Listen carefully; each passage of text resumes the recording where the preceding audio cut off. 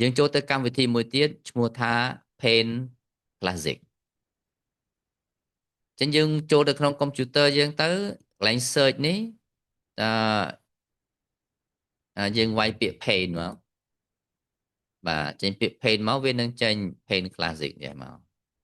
បើពួកយើងអត់មាន Paint Classic នេះទេយើងត្រូវតែ install វាខ្ញុំបានផ្ញើfile install set up ឲ្យយើងហើយបាទចឹងយើងចុច set up វាឲ្យហើយទៅកាលណាយើងយកអា Paint មួយនេះអា Paint មួយនេះពិបាកប្រើណា Paint នេះគឺជា Paint អភិវឌ្ឍ version ថ្មីប៉ុន្តែ version ថ្មីគឺពិបាកប្រើទាំងគ្នាប្រើ Paint version ថ្មីអត់ល្អពិបាកប្រើណាសូមប្រើ Paint Classic ស្រួលប្រើជាងហើយបើអត់មាន Paint Classic ទេគឺត្រូវតែចុច install នេះ file នេះ Classic Paint នេះយើងចុច install ហ្នឹងមកណាអូខេអញ្ចឹងខ្ញុំចូលទៅ Paint នេះជាកម្មវិធី Paint បាទនេះជាកម្មវិធី Paint ណា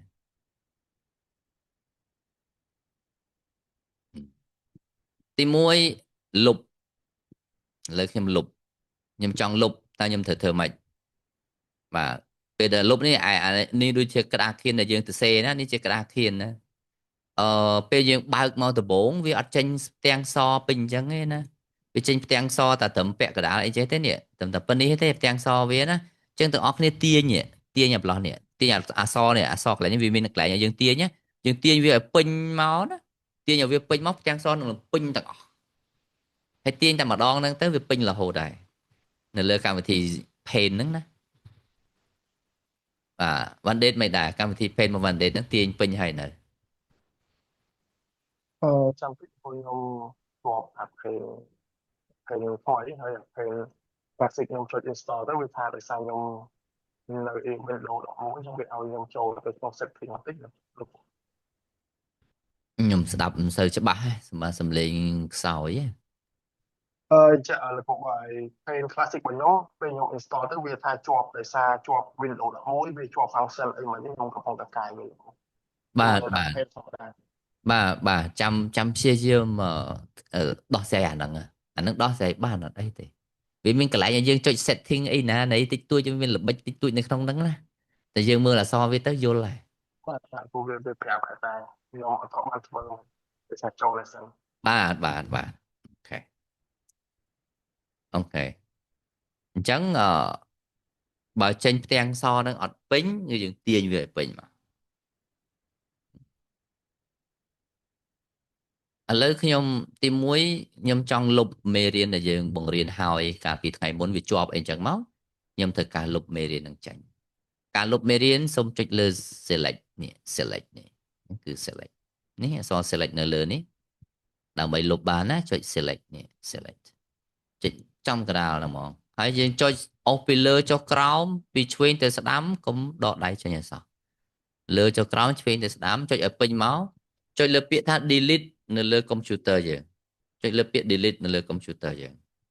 ពេលចុច delete ទៅគឺបាត់តែម្ដង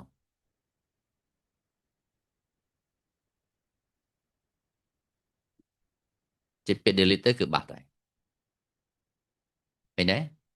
អញ្ចឹងរាល់ពេលដែលយើងចង់លុបមេរៀនលុបអក្សរលុបអីសូមប្រើពាក្យ select នេះតោះយើងចេះមកណាចឹងយើងចង់លុបវាយើងចុច select នេះហើយយើងចុចអុសលើវាមកឲ្យពេញមកហើយយើងចុចពាក្យ delete ទៅ delete នៅលើ keyboard លុបបាត់ហើយនឹងការលុបណាឥឡូវខ្ញុំសេឧទាហរណ៍ថាខ្ញុំសេចេះមកខ្ញុំចង់លុបតាអក្សរមួយនេះទេចុងក្រោយនេះទេចឹងខ្ញុំយកអា select ហ្នឹងមកដល់ខ្ញុំចុចលុបតានេះ select ចេះមកប៉ានេះមកហើយខ្ញុំចុចពាក្យ delete ទៅវាលុបតាអក្សរក្រោយហ្នឹងទេសូមអធិស្ឋានលោកខ្ញុំធ្វើវាបានហើយខ្ញុំឲ្យតែពេលអត់ហើយខ្ញុំទាញទៅតាមអូខេបាទ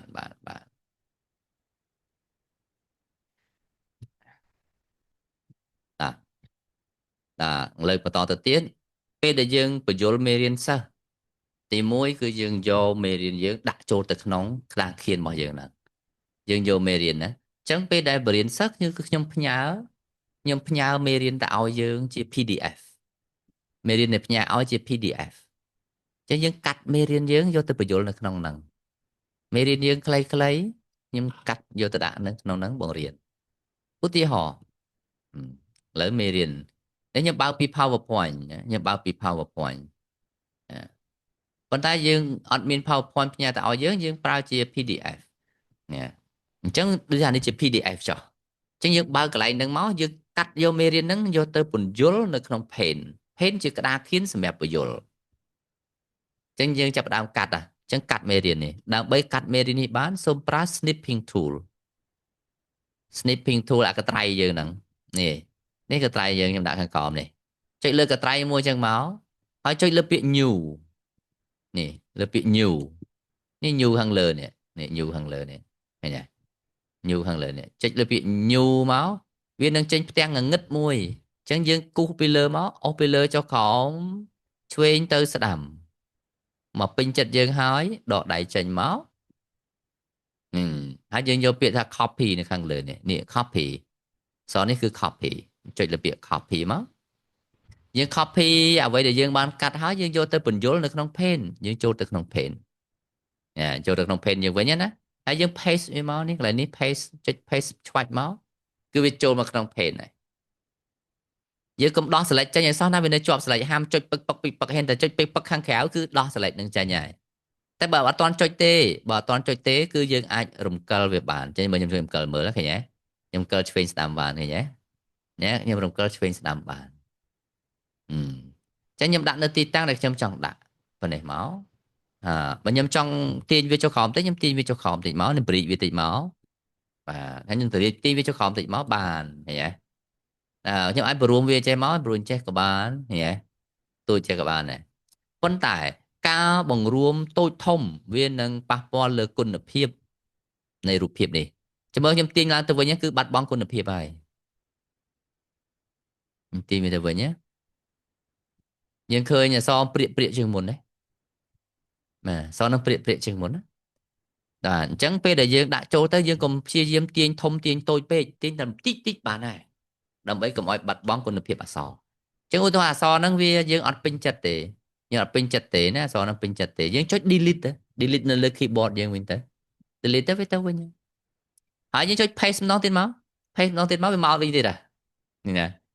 ហើយយើងទាញវាចុះក្រោមតិចមកទាញចុះក្រោមតិចមកបាទហើយអាខាងលើនេះទុកយើងទៅសេថ្ងៃខែទៅអញ្ចឹងយើងពេញចិត្តហើយយើងចុច select មួយនៅខាងក្រៅមកពេញចិត្តហើយចុច select មួយនៅខាងក្រៅណាចុចមកយើងរំកិលលេងបានហើយយើងរំកិលលេងបានហើយឃើញទេពេលចេញមកយើងរំកិលលេងបានហើយអញ្ចឹងយើងចាប់ផ្ដើម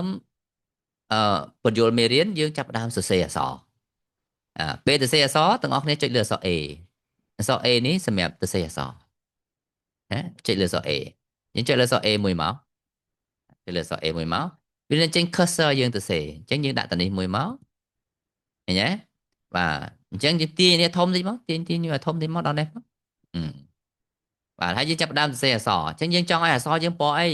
អក្សរយើងពណ៌ខៀវពណ៌ក្រហមអីអញ្ចឹងទៅឬតែយើងយកពណ៌ខៀវចុះនេះពណ៌ខៀវរួចស្រេចហើយអូខេពណ៌ខៀវរួចស្រេចហើយយើងចូលទៅយក font តើ font របស់យើងនេះ font អីខ្ញុំណែនាំឲ្យទាំងអស់គ្នាប្រើ font ហនុមាននេះ font ហនុមាននេះបើមានប្រើ font ហនុមានទៅហនុមាននេះតែបើអត់មានទេយើងប្រើ font អីក៏បានដែរប្រើ font អីក៏បានដែរមូលហេតុអីបានជាខ្ញុំជំរុញឲ្យយើងប្រើហនុមានដោយសារតែហនុមានពេលណាតែទាំងអស់គ្នាបដូរពីអង់គ្លេសទៅខ្មែរគឺវាត្រូវជួរគ្នាវាតាមជួរគ្នាហ្មងណាគាត់ទៅពេលយើងបដូរពី alt shift ពី keyboard អង់គ្លេសទៅ keyboard ខ្មែរគឺវាត្រូវជួរគ្នាតែម្ដងបើ Time New Roman អត់ត្រូវជួរគ្នាទេបាទខ្មែរផ្សេងអង់គ្លេសផ្សេងខុសជួរគ្នាតែបើហនុមានអត់ទេត្រូវជួរគ្នាតែបើអត់មានហនុមានក៏ហីទៅបាទហើយ size របស់វា20យើងយក20មកបាទបើយើងចង់បានធំយ៉ាងហ្នឹងយើងចុចលើវាមកហើយយើងរើសយកប្រហែល26អីចឹងមកបាទហើយយើងចាប់ផ្ដើមវាយទៅឧទាហរណ៍ថាថ្ងៃនេះថ្ងៃWednesday វាយ Wednesday មកថ្ងៃទី7បាទ TH ដាក់ខោក្រោមហ្នឹងឲ្យវាឡើងទៅលើកើតទេនេះ January 2026ចាំបើយើងចង់ទាញវានេះយើងទាញរំកិលវាអ្នកចេញសញ្ញារំកិលនេះយើងទាញវាទៅឆ្វេងទៅស្ដាំចឹងបានឃើញទេ nè chứយើងចុចកន្លែងណាដែលយើងពេញចិត្តហើយយើងដាក់ទៅនឹងទៅអឺអានេះវាបាត់ជើង Y អីបន្តិចអញ្ចឹងយើងទាញ enter វា enter មួយទៀតបាទឲ្យចេញឲ្យធំបន្តិចលើកវាឡើងលើបន្តិចបាទអូខេយ៉ាពេញចិត្តប៉ុណ្នេះហើយយើងចុច select មួយដោះ select ចេញចុចមកពឹកមើលខាងក្រៅមកវាដោះ select ចេញហើយអញ្ចឹងទៅសេលេងបានហើយកែលេងកើតហើយណាបានប៉ុណ្្នឹងណាអូខេចឹងយើងទៅសេអក្សរបានមួយឥឡូវខ្ញុំចាប់ផ្ដើមចុច highlight នៅលើពាក្យដែលខ្ញុំចង់បង្រៀននឹងដើម្បីបញ្យល់កូនសិស្សណាឥឡូវខ្ញុំអានឲ្យកូនសិស្សស្ដាប់ណាដើម្បីអានកូនសិស្សស្ដាប់នេះខ្ញុំចុចសញ្ញានេះមួយនេះ rounded rectangle នេះ rounded rectangle ខ្ញុំចុចឲ្យមួយនេះបាទបន្តមកទៀតខ្ញុំយកទំហំ size ទំហំខ្ញុំយកទំហំប៉ុណ្ណាខ្ញុំយកទំហំឧទាហរណ៍ខ្ញុំយកធំផុតលេខដើម្បីបញ្យល់កូនសិស្សធំផុតលេខ1ហើយខ្ញុំយកពណ៌និយាយថាខ្ញុំយកពណ៌ទឹកក្រូចចុះនេះពណ៌នេះណាបន្តមកទៀតខ្ញុំចាប់ផ្ដើម select ខ្ញុំបញ្យល់ប្រាប់កូនសិស្សណាខ្ញុំអានឲ្យកូនសិស្សស្ដាប់ខ្ញុំគូស where ឃើញខ្ញុំបញ្យល់ដែរដូចជា first យើងចុចចឹងណា where do you work ឃើញទេប៉ុន្តែខ្ញុំអត់ដោះដៃចេញទេណាខ្ញុំចុចដែរខ្ញុំចុចជាប់រហូតណា where do you work ណាដោយសារម៉ៅរបស់យើងនឹងចោលកូនសិស្សមើលអត់សូវឃើញទេអញ្ចឹងសូមប្រើអានឹងជំនួសឲ្យម៉ៅ where do you work ឃើញទេយើងអស់ឲ្យវែងតិចមកហើយយើងចុចសញ្ញារំកិលមករំកិលចូលក្រោមមកកិលចូលក្រោមមកជានេះយើងជួយរុញឆ្វេងស្ដាំបាន I work on the farm ទីមកទៀតមកហើយរំកិលចូលក្រោមមកទៀតមក where is the farm ទីវែងមកដូរមកពណ៌បៃតងចេះមកក៏បានកើវាមួយមកហើយពេលយើងចុចចង់លុបអាហ្នឹងចង់លុបអាមួយហ្នឹងចាញ់យើងចុច delete នៅលើ keyboard មកចុច delete លើ keyboard ណាលុបចេញឥឡូវយើងចង់គូសបន្ទាត់ពីក្រោមពាក្យពិបាកសម្រាប់ឲ្យកូនសិស្សយើងដឹងណាអញ្ចឹងគូសបន្ទាត់ពីក្រោមយើងយកអាហ្នឹងក៏បានដែរប៉ុន្តែមិនគូសបន្ទាត់ទេយើងគូសរង្វង់តែម្ដងទៅគូសជាចតុកោណអញ្ចឹងយើងយកទំហំឲ្យតូចតិចមកនេះទី2មកណាបាទហើយយើងយកពណ៌ក្រហមមកក៏បានឧទាហរណ៍យើងចង់បញ្យល់គុណសិស្សថានេះជាពាក្យពិបាកអញ្ចឹងយើងចុចលើហុំអញ្ចឹងមកពីលើចុចក្រោមឆ្វេងទៅស្ដាំ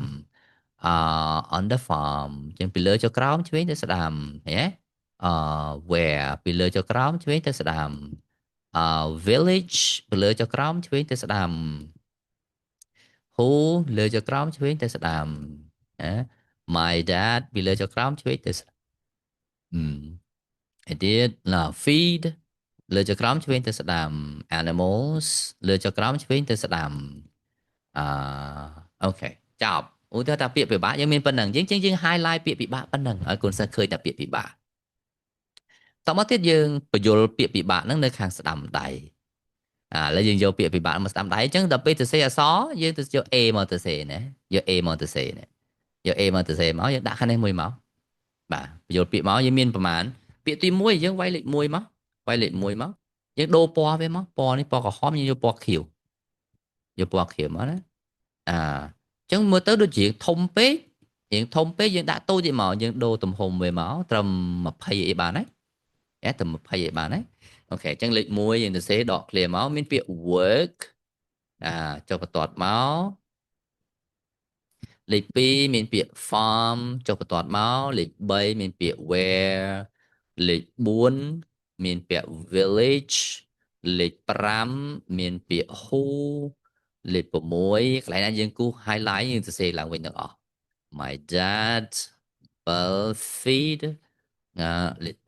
8 animals ចឹងណាយើងមាន8ពាក្យអញ្ចឹងអានេះយើងនៅជាប់ select របស់យើងនៅឡើយអញ្ចឹងយើងអាចរំកិលអានឹងបាននេះចុចសញ្ញាឲ្យចេញសញ្ញារំកិលមកយើងអាចរំកិលវាបានណាឃើញទេរំកិលវាបានណាចុចសញ្ញារំកិលនេះណាយើងដាក់វាទំសំគួរមកអូខេប៉ុណ្ណេះបានហើយបើយើងចង់បរិចអក្សរហ្នឹងក៏បានដែរយើង select ទាំងអស់សិនមកណា control A មក select ទាំងអស់ហើយយើងដូរទំហំវាមក20ឲ្យឡើង24នេះចឹងមកនេះវាឡើងប៉ុណ្នេះហ่ะអញ្ចឹងយើងទាញនេះចុះក្រោមនេះមកអូខេទាញនេះឡើងលើទៀតមកក៏បានឧទាហរណ៍ថាយើងពេញចិត្តប៉ុណ្ណឹងហើយចុចចេញមកចុចដោះ select មកចុចប៉ុកមើលខាងក្រៅមកវាចេញបាត់ឥឡូវយើងចាប់ដើមសេអក្សរខ្មែរមូលហេតុដែលប្រើហនុមានអក្សរខ្មែរវាទៅសេស្មើគ្នាល្អចឹងយើងចុចកន្លែងនេះមួយមកយើងមិនចុច Alt Shift ដើម្បីដូរ keyboard Alt Shift I'll shift work យើងបកប្រែថាធ្វើការអញ្ចឹងធ្វើការយើងដូរមកពណ៌ក្រហមណាដូរមកពណ៌ក្រហមណាអូខេដូរមកពណ៌ក្រហមធ្វើការពេលយើង enter ទៅវាស្មើជួរគ្នាណាកសិដ្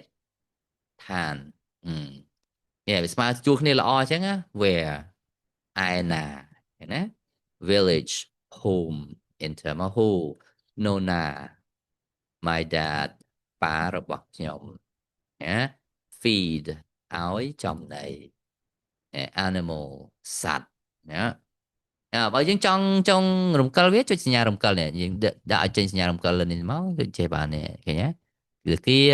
ខិតម្នេះតិចអូខេលើបន្តិចក្រោមបន្តិចអីចឹងបើពេញចិត្តប៉ុណ្្នឹងហើយចុចដោះ select ចេញមកបុកមកចប់ជាការស្រេចអូខេចឹងពេលដែលយើងបញ្យល់ឲ្យកូនសិស្សអានពាក្យទី1ពាក្យពិបាកទី1តើទាំងអស់គ្នាអាននេះយើងយកអានេះមកចុចទៀតនេះ rounded rectangle មកចុចទៀតហើយយើងដូរទំហំវាមកឲ្យធំបន្តិចមកបាទហើយយកពណ៌លឿងក៏បានពណ៌លឿងមកហើយយើងគូសជ្រាក់ពីលើចូលក្រោមយ៉ាងមកយើងហើយកូនសិស្សអានម្នាក់ម្ដងមកសុធី read number 1 បញ្ញា read number 2ចឹងមកសុខា read number 3វិទូ read number 4វិចារា read number 5តុលា read number 6 Dani read number 7 Nora read number 8អញ្ចឹងយើងឡើងលើចូលក្រោមឡើងលើចូលក្រោមឡើងលើចូលក្រោមអញ្ចឹងមកណាបើយើងអានពី2យើងចុចចេះមកយើងទាញ2ឲ្យបាន2ចេះមក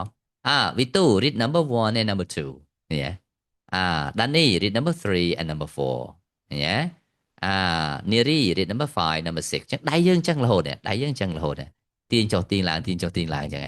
បើយើងឈប់ប្រើវាយើងចុច delete លើវាទៅ delete ពុកវាទៅវិញហើយបើយើងឧទាហរណ៍យើងជ្រុលដៃស្រាប់ថាជាប់នេះបាត់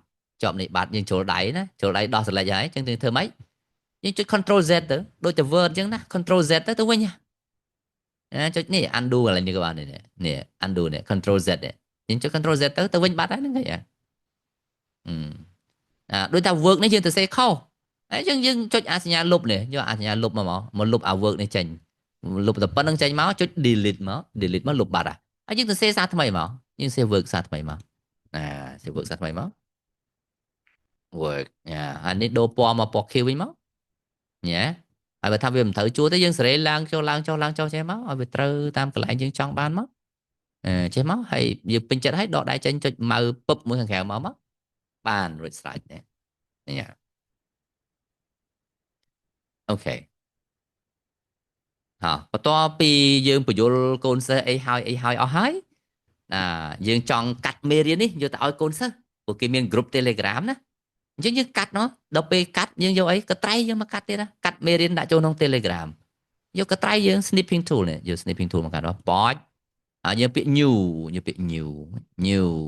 វាចេញផ្ទាំងងឹតមកអញ្ចឹងយើងគូសពីលើចុះក្រោមមកកន្លែងណាយើងចង់កាត់ឆ្វេងទៅស្ដាំដកដៃចេញតមកទៀតយកពាក្យថា copy នេះ copy ហើយយើងយកចូលទៅក្នុង Telegram ទៅរបស់ group របស់កូនសិស្សហ្នឹងហើយយើង control V នៅលើហ្នឹងមកហើយចុច send ទៅបាត់ហើយsend ទៅបាត់ហើយអូខេតើប៉ុណ្នេះតើយើងមានកន្លែងណាឆ្ងល់ទេអំពី paint តែប៉ុណ្្នឹងប្រើតែប៉ុណ្្នឹងអត់អីទេលោកគ្រូយល់បាទអានឹងទៀមទាយើងអនុវត្តខ្លួនឯងមិនចុចលឿនណាបើអត់បានអនុវត្តទេចុចយឺតហើយណាពួកយើងមានឆ្ងល់ថាចុះបើសិនជាខ្ញុំអត់ចេះវាយកុំព្យូទ័ររបស់ខ្ញុំវាយយឺតទៅគ្រូធ្វើម៉េច copy ពាក្យហ្នឹងនៅក្រៅទុកឲ្យហើយហ្នឹងហើយ copy ឲ្យហើយទៅយើង copy រៀបចំឲ្យហើយទៅយើងរៀបចំអត្ថបទហ្នឹងរៀបចំឲ្យហើយក៏បានដែររៀបចំឲ្យហើយហ្មងពេលទៅដល់ក្នុងថ្នាក់គឺដាក់អានឹង share screen យកតែម្ដងshare screen ដាក់ចូលទៅក្នុងpage ហ្នឹងដាក់ចូលទៅក្នុងហ្នឹងហើយតែម្ដងក្នុងករណីអ្នកដែលវាយខ្មែរយឺតអីចឹងណាវាយអង់គ្លេសយឺតខ្មែរយឺតអីចឹងទៅរៀបចំប៉ុណ្្នឹងរៀបចំឲ្យហើយទុកមុនហ្មងឥឡូវខ្ញុំឧទាហរណ៍ថាអានេះជាមេរៀនដែលយើងរៀបចំទុកមុនហើយខ្ញុំឧទាហរណ៍ណានេះជាមេរៀនដែលយើងរៀបចំទុកមុនហើយអញ្ចឹងយើងត្រូវយកមេរៀននេះទៅបរៀនអញ្ចឹងពេលដែលយើងបរៀនគឺយើងទៅបរៀននៅក្នុង Paint អញ្ចឹងយើងធ្វើម៉េចអញ្ចឹងយើងទី1យើងចូលទៅក្នុង Paint ហើយខ្ញុំចុច File New ដើម្បីឲ្យចេញផ្ទាំងថ្មី Don't save ចេញផ្ទាំងថ្មីរបស់យើងមកអញ្ចឹងយើងមេរៀនដែលយើងត្រៀមទុកហ្នឹងដាក់ចូលទៅក្នុង Telegram ហើយយើងចុច copy មកស្ដាមយើង copy image មកស្ដាមយើង copy image មកតមកទៀតយើងចូលទៅក្នុង pane របស់យើងហើយ paste វាចូលមកនេះមកនេះឃើញទេហើយយើងទាញវាមកទាញវាឲ្យពេញមកសមល្មមប៉ុណ្ណេះមកបានណាហើយយើងដោះ select នឹងចេញមកយើងបញ្យល់បានណាឃើញទេយើងអត់ចាំបាច់ទៅសេអីទៀតទេណាយើងទៅសេរួចស្រេច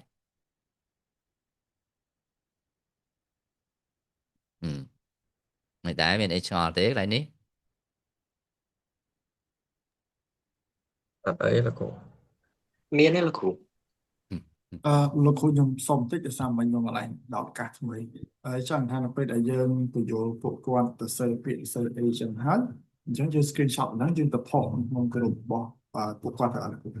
បាទពេលចុងម៉ោងពេលយើងបរិញ្ញាចប់អស់ហើយបានយើងយកទៅដាក់នៅក្នុងក្រុម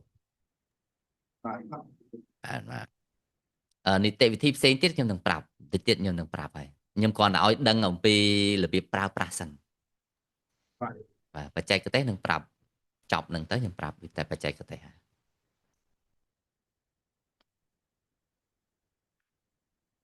អូខេតាឥឡូវយើងចូលទៅក្នុងបច្ចេកទេសក្នុងការរៀនណានេះគឺZoom ហើយនឹង Paint ចប់ប៉ុណ្ណេះណា Zoom ហើយនឹង Paint ចប់ឥឡូវយើងចូលទៅ